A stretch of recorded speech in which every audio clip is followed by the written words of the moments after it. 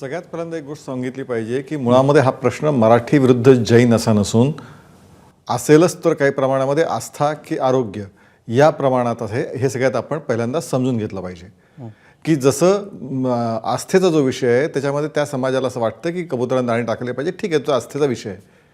पण जसा आरोग्याचा विषय, आरोग्य हे काही मराठी माणसाचं फुफ्फुस किंवा जैन माणसाचं फुफ्फुस किंवा अन्य कुठे डॉक्टर बसलेले आहेत असं धर्म बघून ते फुफ्फुस खराब होणार नाही आहे. त्यामुळे ज्यावेळी आरोग्याचा विषय आहे त्यामुळे म्हणूनच हा विषय आरोग्याशी संबंधित असला पाहिजे, आस्थेशी संबंधित असला पाहिजे. हा धर्माशी, जातीशी, कुठल्या भाषेशी हा विषय संबंधित नाही, हे कृपया आपण सगळ्यांनी पहिल्यांदा समजून घेतलं पाहिजे. हे नंबर एक मुद्दा. दुसरा त्यातला सगळ्यात महत्त्वाचा मुद्दा असा आहे की जी शंका की मराठी माणसाच्या मागे कोणच उभं राहिलं नाही, जैन माणसाच्या मागे मंत्री उभे राहिले. मुळात असं आहे की जरी त्या ठिकाणी मंगलप्रभात लोढा गेले होते, पण मंगलप्रभात लोढांनी सांगितलं की अशा प्रकारची भाषा ही मला मान्य नाही. त्या ठिकाणी त्यांनी जैन समाजावरती संयम बाळगण्याचं आवाहन त्या ठिकाणी केलं, हे आपण विसरून चालणार नाही.